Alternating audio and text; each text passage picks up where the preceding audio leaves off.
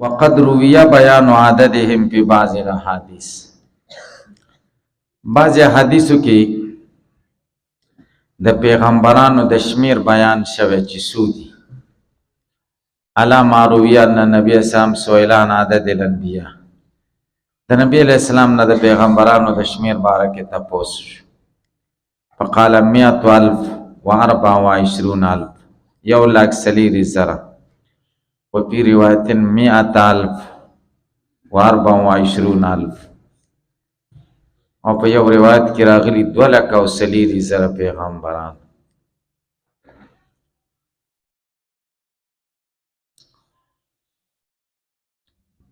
والاولا غره خبره ده لا یقتصر على عدد فی التسمیه، کوتاهی دی نه کېږي په شمیرې په تسمیه کې. فقد قال الله تعالی منهم من قصصنا علیک، بعضې هغه دي چې د هغې واقعات په تا مونږ بیان کړي. ومنهم من لم نقصص علیک ولا یؤمن فی ذکر العدد ان يدخل فیهم من لیس منهم، او امن نشته په ذکر د عدد کې چې داخل شي په دوی کې هغه څوک چې د دوی نه دی. که ته وایې دومره دي نو هسې نه داسې څوک پکې داخل شي چې هغه د هغوی نه نه وي. معنا دا د کمی او تا زیات حساب کړه. ان ذکر عددا، که چېرته ذکر شي عددن داسې شمېره چې اکثرې من عددهم د هغوی د عدد 1,00,000 او ته 1,40,000 وایي نو 40,000 غیر انبیا د انبیاو کې ور داخل کړه. او یخرج منهم من هو فیهم، ایستلی شي هغه څوک چې په دوی کې وي. ان ذکر اقل من عددهم، که ذکر شي کم د دوی دی، که دا ووایي چې 1,40,000 دی او هغه 1,50,000 شي نو تا 1000 پیغمبران خارج کړه. تاسو په دې خبره پوه شئ. یعنی ان خبر واحد په تقدیر د دې سره چې د مشتمل په ټولو شرایطو مذکورو په اصول فقه کې لا یفید الا الظن، نه فایده کوي مگر ګمان. خبر واحد خو مفید د ظن دی. ولا عبرت فی الظن فی باب الاعتقادیات، اعتقادیات کې خو ظن لسه اعتبار نشته، خصوصا اذا اشتمل علی اختلاف روایتین، خاص کر چې کله مشتمل شي په اختلاف د روایت. لکه دلته اختلاف د روایت دی 2,00,000 او 1,00,000. او کان القول بموجبه مما یفضي الى مخالفت، هغه دی چې موجب کېږي مخالفت د ظاهر کتاب نه. وهو غدا نه چې بعضې انبیا لم یذکر نبی صلی الله علیه وسلم، بعضې پیغمبران داسې دي چې هغه نبی علیه السلام ته خدای نه دي ذکر کړي، ځکه خدای ورته وایي منهم من قصصنا علیک ومنهم من لم نقصص علیک. ويحتمل مخالفت الواقع، او په دې کې احتمال د دې شته چې د واقع خلاف دی. عد النبی من غیر الانبیاء، نبی دی په غیر انبیاء کې شمار شي او غیر نبی دی په انبیاء کې شمار شي. بنا په دې چې اسم عدد خو اسم خاص دی په مدلول کې کنه. لا احتمل زیادت و النقصان، احتمال د زیادت او د نقصان نه لري کنه. وکلهم دا ټول پیغمبران کانو مخبرین مبلغین عن الله، خبر ورکون کیو تبلیغ کون کیو د الله نه، ځکه دا معنا د نبوت او د رسالت. صادقین رښتیا وین کیو، ناصحین د خلق خیر خواو للخلق خلق وتا لئلا تبطل فائدة البعثت والرسالت، چې باطل نشي فائدہ د بعثت او د رسالت چې خیر خواهی ده. وفي هذا په صادقین کی اشاره د دې ته چې انبیا معصوم دي د کذب نه، دروغ نه پاک دي. خصوصا فيما په هغه څه کې يتعلق بامر الشرائع، چې تعلق د امر د شرایع سره دی او د تبلیغ د احکام سره او د ارشاد د امت سره. اما عمدن په بالاجماع، واما سهونم دروغ نه پاک دي په عند الاکثرین. وفي عصمتهم په پاکوالي د دوی کې د نورو ګناهونو نه تفصیل دی. وهو غدار چانهم معصومون عن الكفر، دوی معصوم دي د کفر نه مخکې د وحی نه او بعد وحی نه په اجماع سره. وکذا همدارنګه تعمد الکبائر، قصر د غټو ګناهونو د کولو نه عند الجمهور، خلاف د حشویه وته او خلاف په دې کې د چې امتناع په دلیل د سمې سره او عقل سره. کبائر د پیغمبرانو نه ممتنی دي، خدای امتناع عقلی ده او که نقلی ده. وما سهون ارتکاب د کبائر سهون په جوزه الاکثرون، اکثر دا ممکن ګرځولي چې دا ممکن دي چې سهون ته کبائر کیږي. اما الصغائر فيجوز عند الجمهور، صغائر جائز دی آمدن عند الجمهور، خلاف دی جبائی تا واتباو تا، ويجوز سهون با سهون خو با اتفاق سر جائز، الا ما يدل على الخصة، مگر دسی گناہ نه پاک دی چاگه دلالت پا ذلیل والی کئی لکه سرقت لقمتین لکه چانن وڑای پتاول والتدبیب یا چی کماول بحبتین دانا، لكن المحققين اشترطوا وشرط لگول ده ان ينبهوا عليه فينتهوا عنه، چې خدای په تنبیه ورکړي چې څه غلط کار دی وشي نو بیا دوی منع شي دا غینا. هذا كله بعد الوحي، واما قبل فلا دلیل، هر چې د وحی نه مخکې نو دلیل نشته په امتناع د صدور د کبیره، صدور د کبیره ممتنع نه دی خو نیک کوي. وذهبت المعتزله امتناعها، معتزله وی ممتنع دی، لانها توجب النفرة المانعه، ځکه دا ثابتوي هغه نفرت چې کوم معنی دی ان اتباعهم د دوی د تابعدارۍ نه په تفوت مصلحت البعثت، د بعثت مصلحت فوت شو، بعثت مصلحت دا چې خلک در پسې لاړ شي او چې ته ګناه وکړې نو خلک در پسې بیا ځي.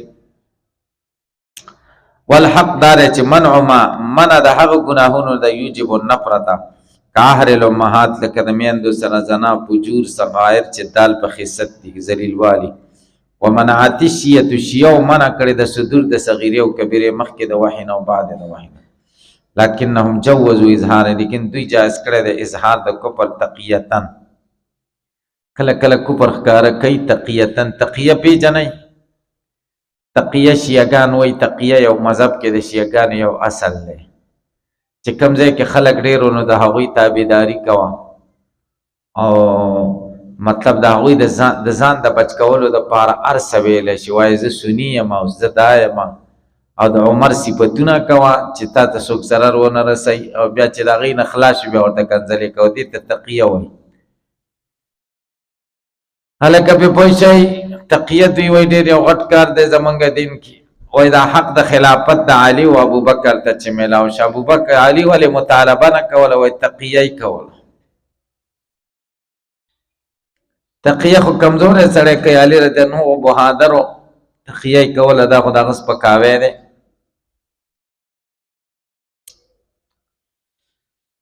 اذا تقرر هذا، چې کله دا خبره ثابته شوه، فما نقل عن هغه چې نقل شوي د پیغمبران نه ما یشعر بکذب او معصیت، چې په کذب او په معصیت دلالت کوي، فما کان منقولا بطریق الاحاد، هغه چې منقول په طریقې د خبر واحد سره په مردود، دا مردود ده، او چې کوم په طریقې د تواتر سره په مصروف وران ظاهري د ظاهر نه اړول شوی دا تعویل به پکې کوو.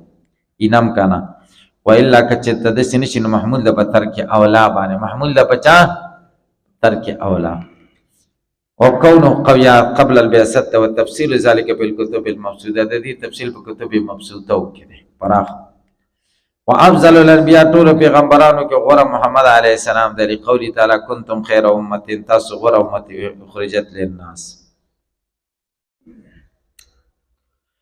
تاسو غوره د هغه امت دی چې خلکو ته وستل شوي دي.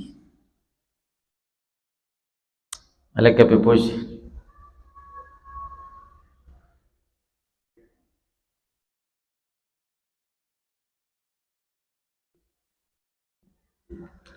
تاسو غوره د هغه امت یی چې کم خلکو ته ویستل شوي دي.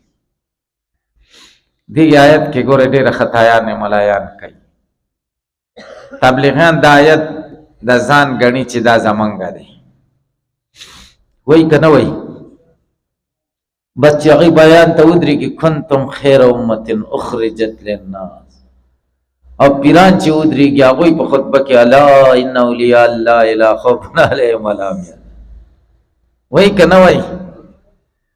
انا خانان څه وایي؟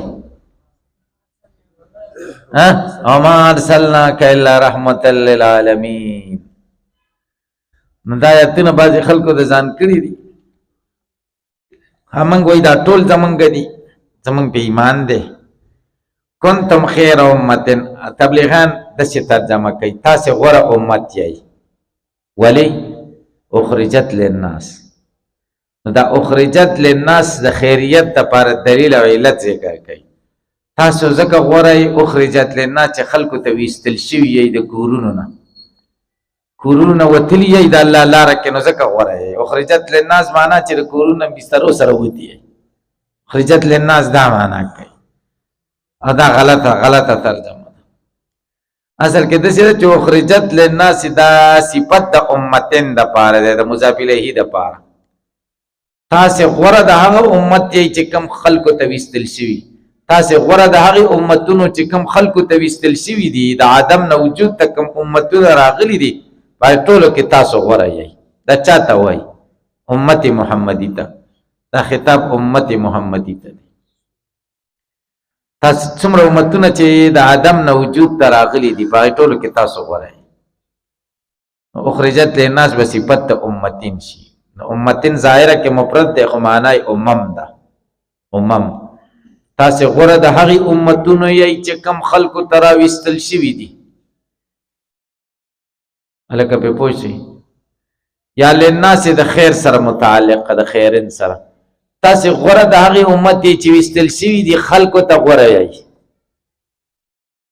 تاسې غوره یئ خلکو ته په هغې امتونو ته چې کم او ظهرت. جلالین تاسې وګورئ، او ظهرت ویلم دی پکې دا دی. د اخرجت معنی کړې ده او ظهرت. او ظهرت چې ښکاره شوي یې، یعنې د صحرا د عدم نه، لکه د صحرا د عدم نه وجود ته راغلي یئ. کوم امتونه چې راغلي په هغې کې تاسو غوره یئ. هلکه تاسو پې پوه شئ که پې پوه.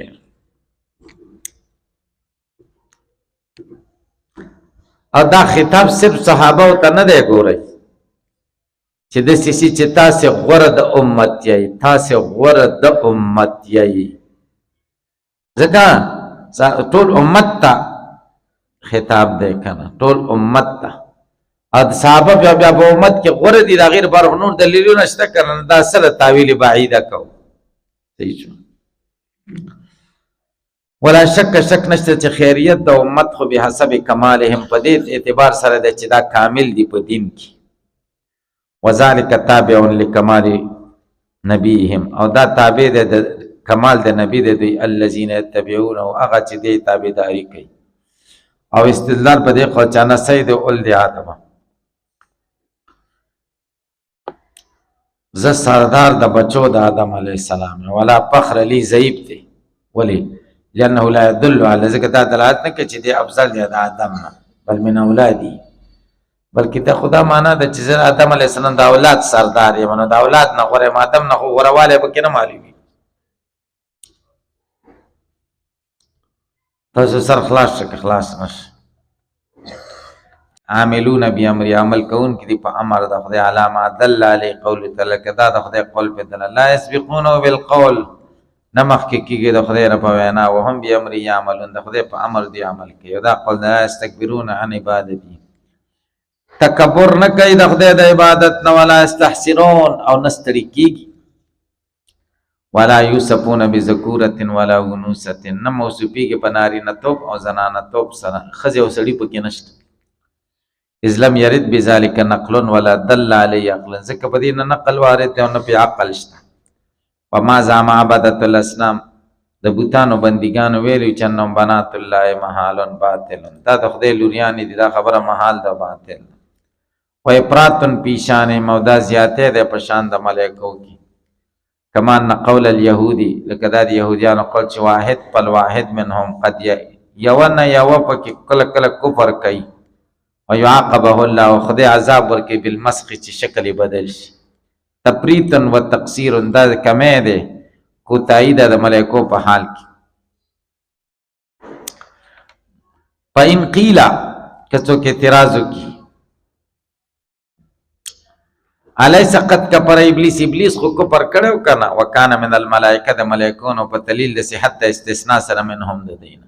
الا ابلیس، ملایکه و که نه، او کفر یې وکړو. قلنا لا بل کان من الجن ففسقنا، دی د جن او خدای د امر نه خروج وکړ.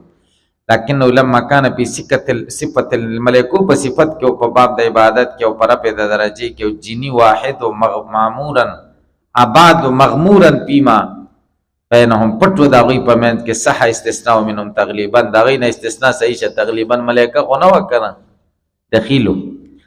وما هاروت او ماروت، هاروت او د ماروت قصه مه اورېدلې ده که نه؟ ها څنګه ده ته یو کال کته وای قصه وکړه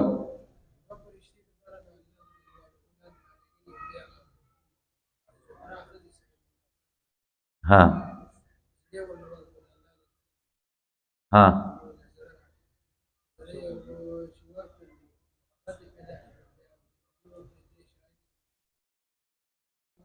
ها اخبل اخره بیا څه وشو څنګه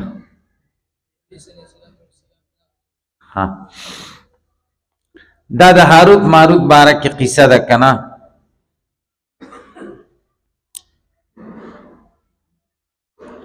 دا قصه چې کوم ده هاروت او ماروت تفاسیرو کې ذکر شوی ده چې دا دوه ملایکې وي او خدای را لېږلې وي د دې دپاره چې فرق ښکاره کړي د سحر او د معجزې باره کې او بیا دوی داسې وکړه چې یو ښځه ورته راغله د هغې سره محبت پیدا شي هغې ښځې د دوی نه اسم اعظم زده کړه هغه په اسم اعظم بیا لاړه ستوری ته جوړ شه زهره ستوری او دوی چې کوم دی دغه سره زنا کوله وکړه د دې زهره سره نو په دې کې په خاوند د دې ښځې راغی نو اوس به څه کوو څنګه به خلاصېږو شیطان ورته راغی وایي یا ما ته سجده وکئ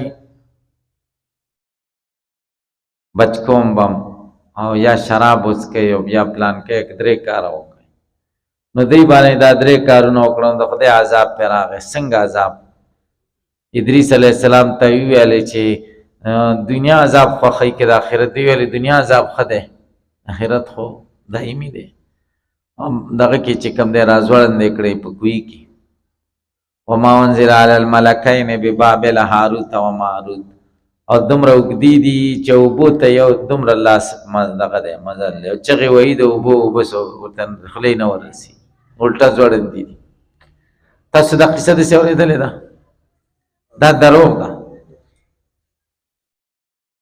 ټول اکثر تفاسیر لیکلي ده دروغ یې لیکلي دي دروغجن دي قسم دی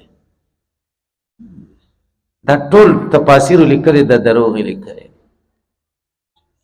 ما د دې ډېر تحقیق کړی دی دا ما ډېره کتلې ډېر مواد مې په دې کتلي دي او ما لیکلي دي بیاس کې ما دا حوالې لیکلي دي امام محققین مفسرین دا خبره نه کوي امام رازی رحمه الله وایي چا چې دا خبره وکړه علي رضی الله عنه قول سره علي رضی الله عنه ته منسوب کړي چې هغه وایي که چا دا قصه داسې بیان کړه نو 9 دیر دوری به ورکوم دا حد د فریه د دروغو حد د پیغمبرانو باندې د دروغو چې صحت دی زجر دی قبا ورکوم دې کې خو ډېر غلطې خبرې را جمع شي ملایکو ګناه وکړه ملایکې ګناه کوي هغوی کې خو د ګناه ماده نشته دویم زنا یې وکړه او دریم دا یې وکړه او دا یې وکړه که نه نو بیا په اوله پاره کې چې خدای بیان کوي که نه چې اصل خبره دا ده چې هاروت او ماروت بس خدای د دې دپاره رالیږلي چې پیغمبرانو معجزه او د ساحرانو د جادو په منځ کې فرق وکړي بد دا د هغې ځای نه دی چې زیر ته اوس وایم چې دا قرآن وایي تفسیر نه بیا به ما داسې ښه پوه کړي نو وما انزل علی الملکین ببابل او نه دی نازل شوی په ملایکو باندې په بابل کې چې هاروت او ماروت وما يعلمان من احد حتى يقولا انما نحن فتنه فلا تكفر ويتعلمون منهما ما يضرون ولا ينفعون هلکه هغوی ته خو پکې څه بدي نه ده ذکر شوی که نو دی خو محدث نه دی که نه تفتزاني خو محدث نه دی نو دم دا قصه دغه کړې ده چې هغوی نه غلط کار شوی دی نو دا خیر دی ګورئ وما هاروت او ماروت فلا صح دا ده چې دا ملایکې دي نه دي صادر شوی دی دوی نه کفر او نه کبیره نو چې کفر او کبیره ترې نه ده شوی عذابوي ولې وتعذیبهما عذاب د دوی نه ما فوج د معتبي سره دي کما یعتب الانبیاء لکه عذاب عتاب ورکول کې انبیاء ته په ذلت او په سهو پوه شئ نو دا خو یو منله چې دوی ته عذاب ورکول کېږي نه دا دروغ د عذاب هم نه ورکول کېږي ګناه یې نه ده کړې دا قصه دروغ ده دروغ ځکه ده چې اسرائیلي روایت دی او اسرائیلي روایت کې تصدیق او تکذیب منګه نه کوو لا نصدقه ولا نکذبه او منګه به کې مخبر صادق صحیح سند ته ګور صحیح سند په دې روایت کې سنشت وکانا یعزان الناس خلق ته به واز کا او یقولان انما نحن فتنه فلا تکفر او کفر نشته په تعلیم د سحر کې بل په اعتقاد کې او په عمل به سحر کې حلقتا سے په پوي شي کې په پوي نشوي دغه سي چلونه دي نو ولله تعالی کتب بس